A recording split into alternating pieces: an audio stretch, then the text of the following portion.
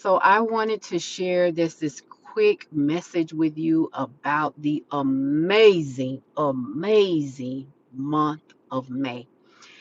I had a dream several years ago, and it's amazing the way God does dreams because He will show you one aspect of something in a dream the first time you see it. And then over time, he'll show you something else. He'll just open up layers and layers and layers of his mysteries in dreams. So I've been able to pull several things from this dream that I've had, but this time I got something else. And this is really going to bless you. All right, from Indianapolis. I was over in that area last weekend, had a great time. So, in this particular dream, I found myself being led into this huge building by a very famous person. And that person in the dream was kind of like a destiny helper. So it was me and two other gentlemen. We were being led into into this building because we just didn't have the access. We didn't have enough fame to get into this building. So we were led into this building by this destiny helper. This is in my dreams. So we were led in.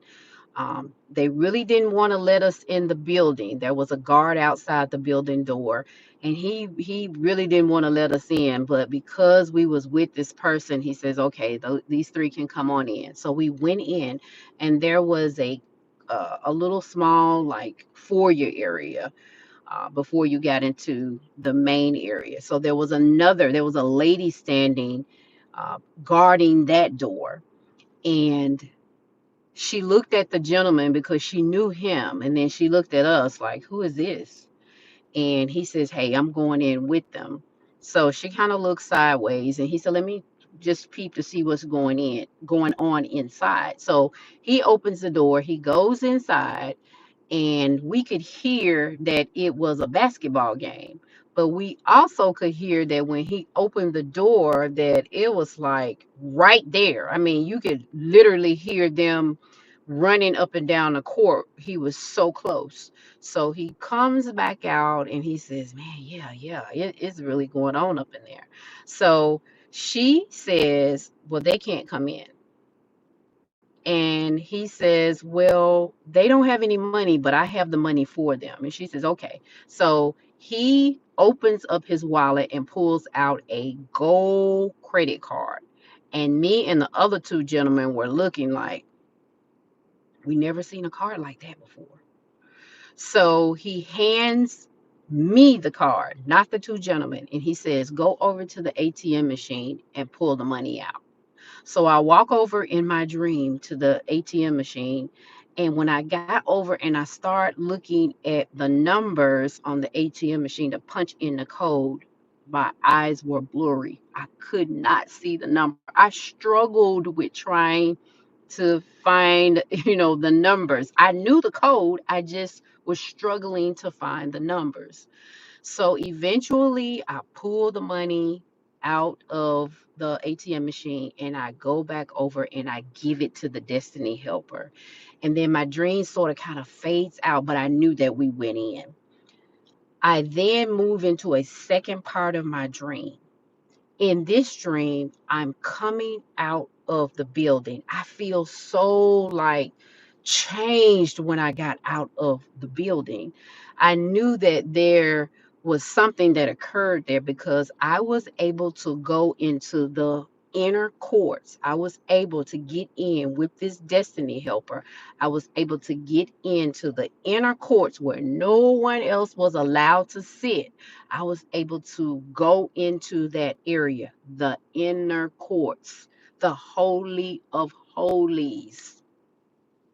The basketball season is a way of God telling me what season that He's calling me in deeper to the inner court. So I knew this wasn't a regular basketball game. I knew this was kind of like the championships. So we know that the basketball season, the playoffs is sometime between April and June. So God is saying, in that particular season, I'm calling you in deeper to the inner courts, into the holy of holies, because I want to make a transfer. I want to show you something.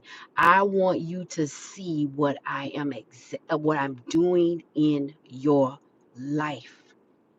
So as I come out of the building, I knew that I had been in those inner courts. I just felt differently. So I come out of the building. And when I come out of the building, there's this huge crowd outside. It's a huge crowd. And most of them are men. I can see some women, but most of them are men. So as I walk out of the building, I think that I'm about to walk off, and something amazing happens.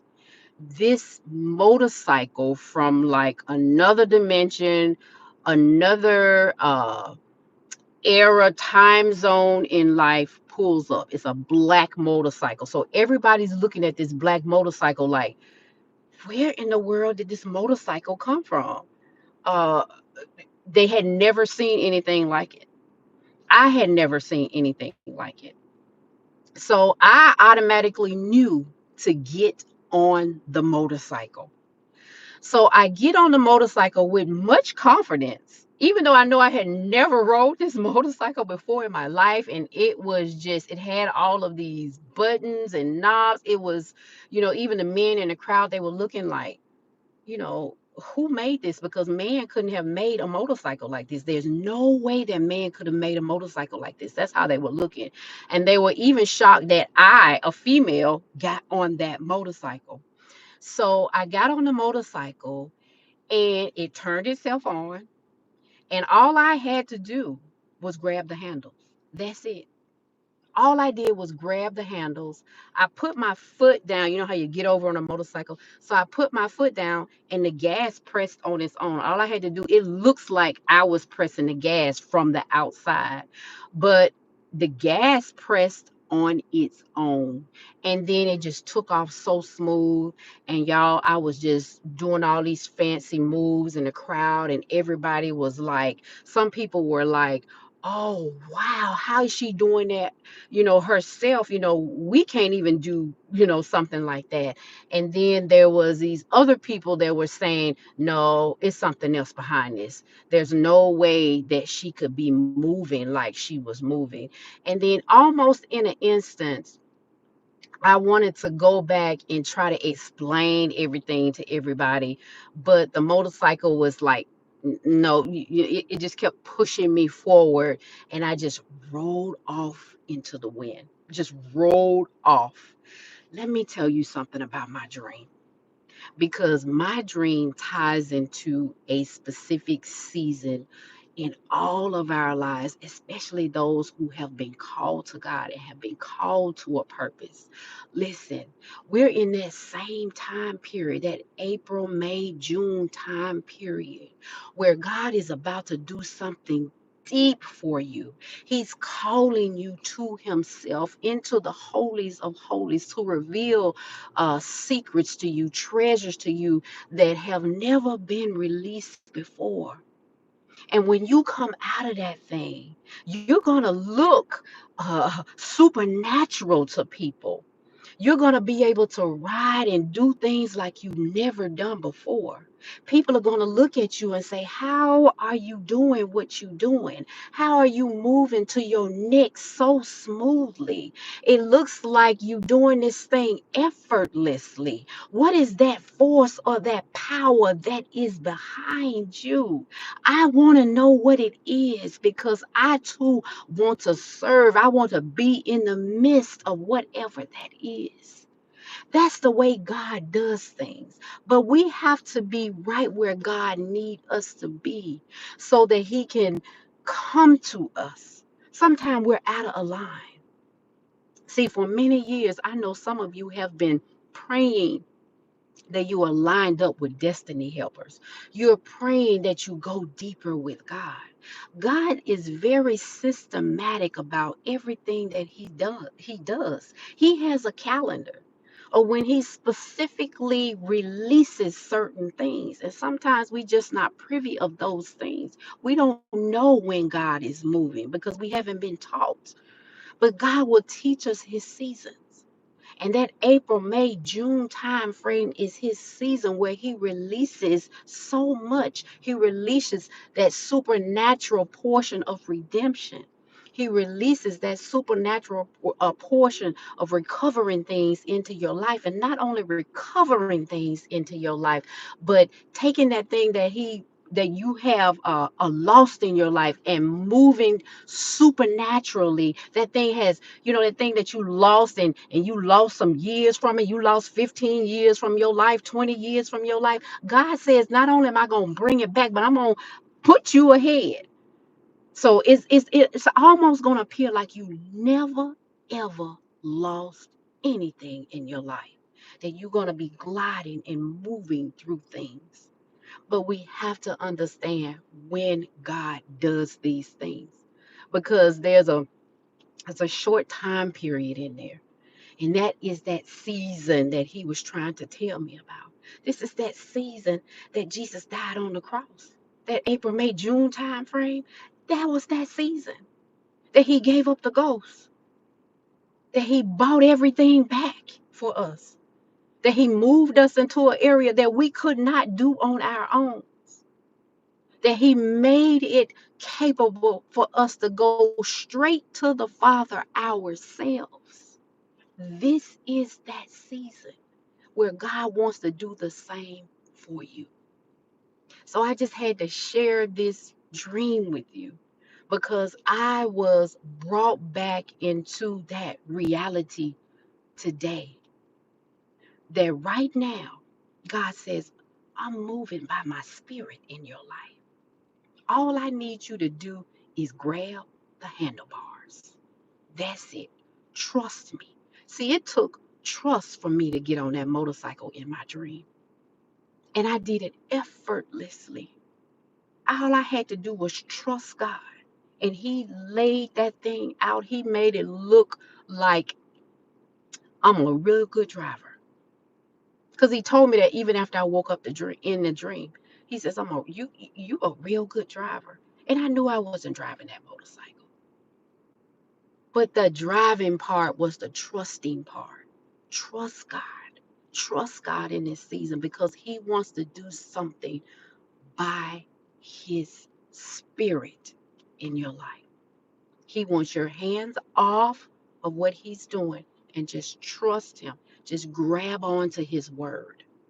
Grab onto the spirit. And God is going to move you into places that you've never, ever been before.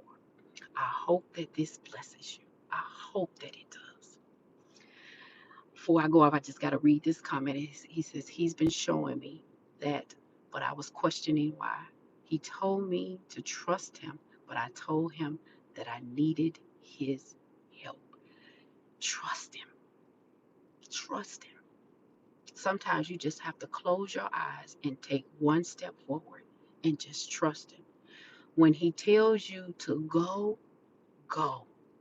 He has already given you the victory, even though you may see the giants. Like Moses, when they went over and spied out the land, God didn't tell them to spy out no land. He didn't tell them to do that. He went ahead and went with plan B. But his plan A was, hey, y'all just go.